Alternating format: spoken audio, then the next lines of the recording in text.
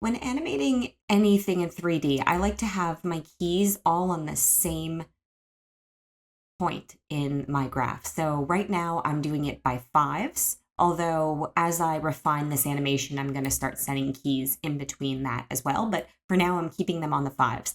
And I want to make sure that I always have a key on everything that I'm animating every 5 frames. So how do I make sure I select everything that way I'm not missing something? Well, there's a really quick and easy way to do this. What you're going to do is first in your viewport, you're going to select the letter A on your keyboard. That will select all. But that's not it. I am seeing all my keys here, but they're not selected. In order to select them, I hit A again. And now if I want to make sure that I have a keyframe, I can go to my next set of 5. So I finished off here at 50. I'm going to go to 55 and I'm going to hit I on my keyboard. And here I can set keyframes. So I can go all channels and make sure that there's a key on all channels.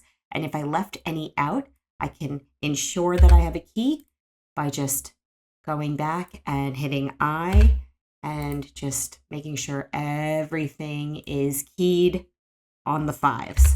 So that's it. Remember, A for all in the viewport and then A again for all when you're hovering over the graph editor. And that's it. That'll show you everything you're working with. This is something I learned in Animation Mentor, just to make sure you have keys on the same frames to keep things organized. And I hope this helped you guys. If it did, give me a like and check out some of my other videos. Thanks for watching.